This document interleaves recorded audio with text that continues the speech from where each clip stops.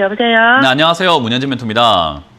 네, 저기 한국철강 9,050원에요. 한국철강 9,050원이고요. 네, 15% 정도요? 15%요? 네네. 일단 이런 기업은 진짜 애매한 기업이에요. 이 왜 그러냐면은 철강 관련주들이 올라갔던 시기가 있었어요. 그래서 제가 방송에서 철강, 철관, 포스코 들어간 기업들은 다 사도 된다라고 했던 기업 그 시기가 2020년 말이었거든요. 네. 요때는 제가 철강 같은 거 사세요, 철관 붙은 거 사세요, 스틸 붙은 거 사세요 그렇게 이야기를 했던 시기인데 그때는 주가가 안 갔을 때였어요. 근데 원자재 가격이 올라가고 철강 가격이 올라가니까 얘가 수혜를 보겠지 하고 올라갔어요. 그리고 실제로 실적도 그렇게 나쁘지 않게 발전을 했어요. 근데 문제는 이렇게 주가가 올라가고 난 다음에 생긴 문제들인 건데요. 주가가 올라오니까 실적도 좋아지게 되었고 괜찮아인데 지금은 금리를 올리겠다라고 하면서 금리 올리는 이유가 뭐 때문에 올리는지 알고 계세요 혹시? 아니, 잘 모르세요? 네. 네, 주식 하실 때는 알고 계셔야 돼요, 앞으로는. 주식을 하고 싶다 하신다면은 반드시 앞으로는 아셔야 돼요. 지금 뉴스에 관심을 가져려는 게 한국 철강에 대한 뉴스 이런 거 말고 지금 금리를 왜 올리려고 하는가. 지금 우리 오늘 뉴스만 하더라도요, 뭐, 저기 그런 게 있더라고요. 뭐, 명동에 무슨 칼국수 집이 있나 봐요. 그 칼국수 가격이 10,000원대를 뚫었다 하면서 지금 물가가 엄청나게 올라간다는 이야기 들어보셨어요? 네네, 봤어요. 물가가 엄청나게 올라가니까는 지금 금리를 올리려고 하는 거죠. 왜냐하면 교환이거든요. 물물 교환. 우리가 칼국수 하나 먹는데 예전에는 1,000원짜리 6장을 주면 되는데 이제는 10장을 달라 이 말이에요. 왜? 돈의 가치가 그만큼 떨어졌기 때문이거든요. 물건의 가격도 올라갔지만 그 가격이라고 하는 거는 교환이잖아요. 교환 가치. 그죠? 네. 1,000원짜리 6장을 줄 걸 10장 달라는 거랑 똑같은 거예요. 그러니까 야, 네가 갖고 있는 게 더 볼품 없으니까 더 많이 내놔 이런 느낌이거든요. 그래서 돈의 가치가 너무 떨어져 있다 보니까 은행들과 미국에서 뭘 하냐면 금리를 올려야 돼라고 이야기를 하기 시작하는 거죠. 그 말은 뭐냐면 돈의 가치를 앞으로 계속 떨어뜨리겠다는 겁니까? 아니면 올리겠다는 뜻일까요? 떨어뜨리겠다는? 떨어뜨린다는 뜻일까요? 금리가 올라가게 되면은 시중에 나와 있는 돈들이 은행으로 들어가게 돼요. 은행으로 들어가게 되면 시중에 돈이 많을까요? 적어질까요? 적어주죠. 적어져요. 그럼 적어진다는 말은 흔해 빠진다는 말이에요? 귀해진다는 말이에요? 네? 점점 귀해진다는 말일까요? 돈이 그냥 막 흔해 빠졌다는 말일까요? 이해주죠. 귀해지죠. 그럼 귀해진다는 말은 돈의 가치가 오른다는 뜻이에요? 내린다는 뜻이에요? 오른다는 뜻이죠. 오른다는 뜻이죠. 철강 관련주 투자하실 거면 이런 기초 경제 지식이 필요해요. 이런 경제 지식이 아예 없는 상태에서 투자하시면 안 되는 거죠. 돈의 가치를 앞으로 금리를 계속 올린대요. 6월에도 금리 올릴 거고 7월에도 금리 올릴 거고 연말까지 계속 금리를 올릴 거래요. 그러면 가격, 돈의 가치를 어떻게 한다는 거죠? 계속 끌어올릴 거라는 거거든요. 그러면 지금 철강 가격이 이렇게 올라왔던 게 어때요? 이만큼 올라왔던 게 돈의 가치가 올라가게 되면 철강 가격이 어떻게 되는 것처럼 보일까요? 착시 효과처럼. 상대적으로 물가가 잡히는 것처럼 보이겠죠. 그죠? 네. 근데 이 물가가 금리가 올라가게 되면 부작용이 부채예요. 부채를 많이 낸 사람들이 이자 내는 것도 버거워지기 시작한다는 거죠. 그래서 금리는 물가 때문에 올려야 될 것 같은데 야, 이 경기가 지금 부채가 너무 많아가지고 이자를 많이 내면 경기 침체가 올 것 같다라고 하는 거거든요.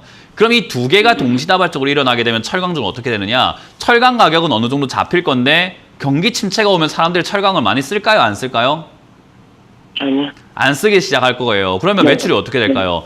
철강 가격도 잡혀나가면서 경기 침체가 오게 되면 이런 철강 관련주들은 장기적으로 봤을 때 미래가 밝아요? 어두워요?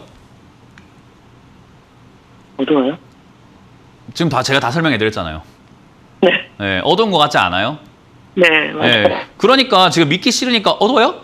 이렇게 물어보는 거지 사실 본인도 알고 있는 거잖아요. 그죠? 네. 들어보니까는 야, 이거 지금 내가 잘못 샀구나 싶죠. 그죠? 그래서 철강 관련주가 제가 애매하다라고 말씀드렸던 게 이렇게 기초 지식을 알고 투자하는 사람들이 많이 없어요. 지금 주식 투자자 중에 시청자분들 중에서 제가 이야기했던 걸 정확하게 100% 이해하시는 분들도 별로 없을 거고 만약에 이해했다 하더라도 그거 아예 몰랐던 사람들도 되게 많아요. 시청자님도 오늘 제가 이야기했던 경제 지식이라던가 이런 것들이 별거 아닌 내용이었지만 어떻게 보면 굉장히 나하고 상관없다고 생각하고 살았던 이야기잖아요. 그죠? 네. 그런 이야기들을 알고 투자해야 되는데 모르는 사람들이 여기 많다는 거죠. 그래서 애매하다는 거죠. 왜냐하면 그런 사람들이 많으면 주가가 올라가요. 장기 계획으로 장기로 봤을 때 안 좋다 하더라도 아니 사는 사람들이 많으면 올라가는 게 맞잖아요. 그러니까 지금은 여기에는 그런 지식, 기초 지식이 아무것도 없는 그런 사람들이 많으면 주가가 더 올라가게 될 거고 그런 사람들이 많아지면 많아질수록 주가가 떨어지게 돼요. 그래서 어떤 시청자들은 그래요. 멘토님 제발 좀 그런 이야기 방송에서 하지 마세요. 사람들이 똑똑해지잖아요. 저렇게 돈 잃는 사람들이 있어요. 우리가 돈을 법니다. 이런 사람들이 생기는 거예요. 이거는 몰라야 돼요. 사실은 몰라야 주가가 올라가게 되고 우리 투자자들이 비싸게 사게 되고 뭐 우리 시청자님도 9,050원 내가 15% 샀는데 더 사면 더 벌겠지 하고 더 사게 되고 안 팔게 되고 그러면 싸게 샀던 사람들이 야 장기로 보면 안 좋으니까 팔아야 되겠어 하고 팔게 되고 그렇게 상부상조가 되는 거거든요. 원래는.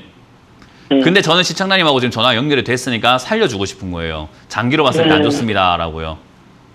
네. 그래서 지금은 여기서 주가 변동이 있을 것 같아요. 그게 어렵다는 거죠. 변동을 보고 매매해야 되는 건데 제가 봤을 때 장기로는 안 좋아서 장기 투자 계획은 짜지 마시고 변동으로 봤을 때 지금 이거는 8,500원짜리에서 지지를 받으면 9,200원이나 만 원까지 올라갈 수 있다고 봅니다. 변동 때문에요. 아까 말했던 그 어리석은 사람 아직 많거든요.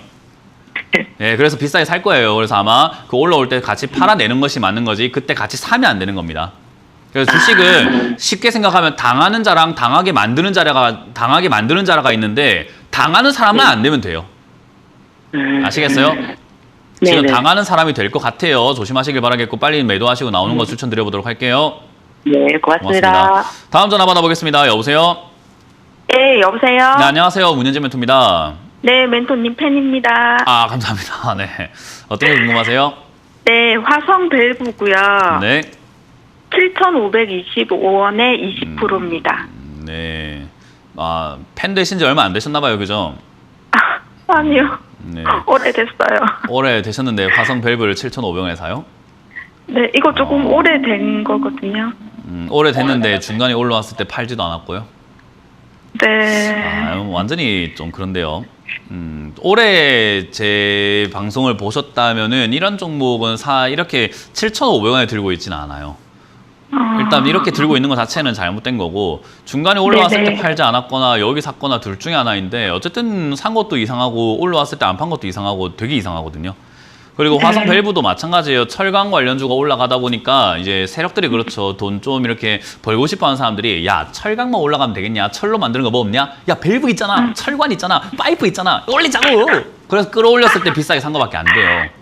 네. 그러니까 사람들은 올라갔을 때 저거 더 올라가겠지 돈 되겠지라 생각하지만 한 발 앞서는 게 세력들이에요. 야 돈 될 만한 거 없냐? 라고 생각하고 끌어올릴 만한 게 없냐? 그래서 식량 많이 오는데 비료 올리고 야 비료가 있냐? 비료만 올라가면 되냐? 사료도 올리자고. 아 사료만 할 거 있냐? 농약도 올리자고. 야 농약 올려. 농기계도 올려.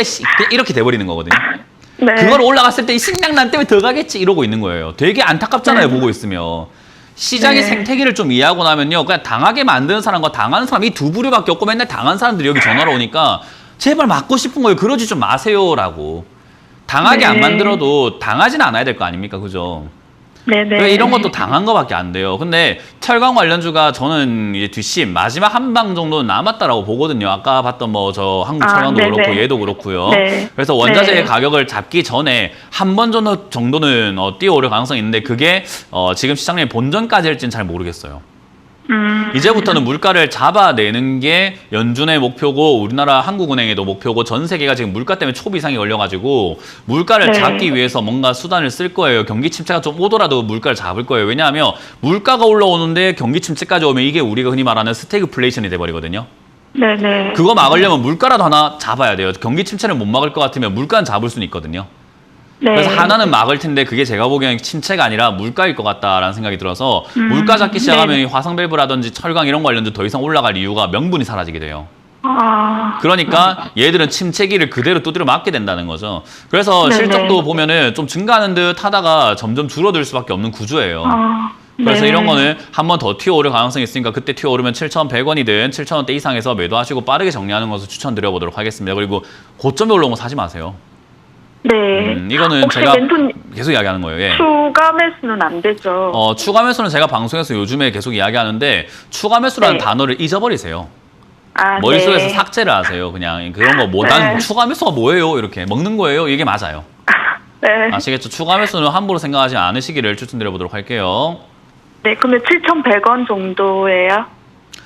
모르겠어요. 이게 한번 튀어오를 때 지금 자리에서 튀어오르면 7,500원까지 갈 수 있을 것 같은데 네. 튀어오를지 안 오를지는 지금 여기서 튀어오르면 그 정도인데 더 내려갔다 올 수 있는 거 아니겠습니까? 그러니까 5,500원까지 갔다가 튀어오를 수도 있는 거예요. 그러면 멘토님 저기 혹시 손절을 어느 정도 손절을 안 하는 게 낫다니까요. 한 번 정도 남아있는 것 같기 때문에 손절을 어차피 여기서 손실 보고 각오를 했으면 그냥 반등 나오는 거 보고 손절하세요.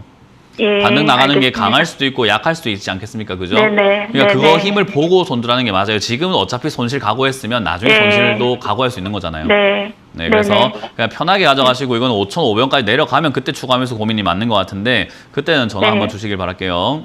네, 알겠습니다. 네, 고맙습니다. 다음 상담 이어가겠습니다. 여보세요? 네, 여보세요? 네, 안녕하세요. 문현진 멘토입니다.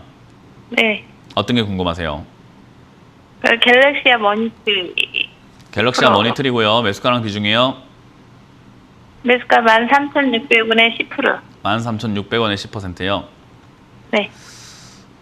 일단 이거는요. 뭐 좀 시간 투자를 하신다면은 저는 수익 낼 수 있다고 보거든요. 아, 그래요? 왜냐하면 일단 아니요. 그렇게 밝은 목소리로 대답하실 정도까지는 아니에요. 네, 이거 밝은 상황은 아니에요. 근데 이제 저랑 통화가 됐기 때문에 이건 수익을 내서 나올 수 있겠구나라고 전략을 짜드릴 수 있는 거죠. 상황이 아, 그렇게 네. 심각하지 않다 이 말이에요.